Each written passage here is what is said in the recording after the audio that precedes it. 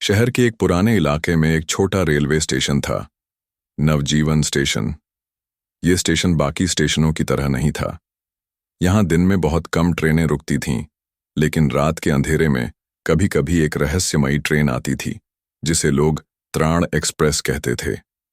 लोगों का मानना था कि यह ट्रेन सिर्फ उन्हें दिखाई देती है जो जीवन में पूरी तरह हार चुके हों, जिनके पास आगे बढ़ने की कोई वजह न बची हो।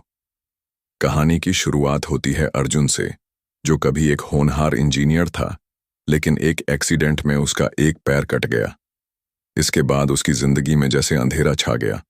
नौकरी चली गई, दोस्त दूर हो गए और घर वाले भी ताने मारने लगे। अर्जुन टूट चुका था।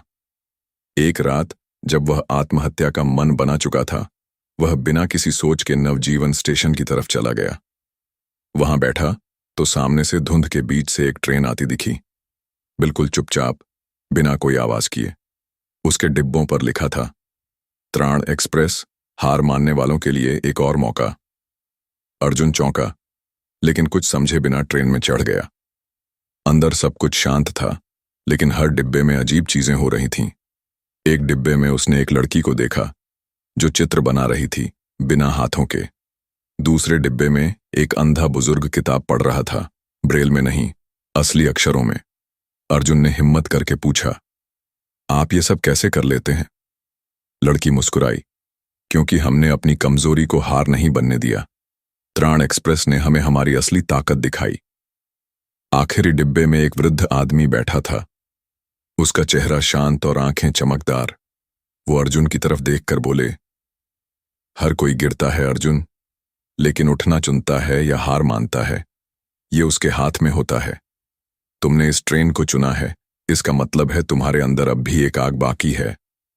अर्जुन की आंखों में आंसू आ गए। पहली बार उसे अपने टूटे हुए शरीर में भी एक नई ऊर्जा महसूस हुई। ट्रेन धीरे धीरे एक अंधेरे सुरंग में गई और फिर अर्जुन की आंख खुली। वह अब भी स्टेशन पर था, लेकिन सुबह हो चुकी थी। उसके हाथ में एक पर्ची थी, यदि फिर गिरो तो फिर उठना, यही जीवन की असली ट्रेन है।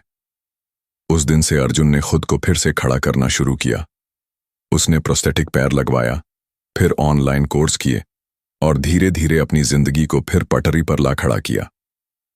आज वह एक मोटिवेशनल स्पीकर है और हर सेमिनार में एक ही बात कहता है, अगर आपको त्राण एक्सप्रेस नहीं दिखी तो खुद ही उसकी तरह बन जाओ, जो दूसरों को उठने का रास्ता दिखाए।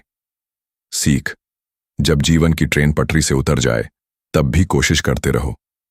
कभी न कभी कोई त्राण एक्सप्रेस जरूर आएगी, या तुम खुद उस एक्सप्रेस में बदल जाओगे।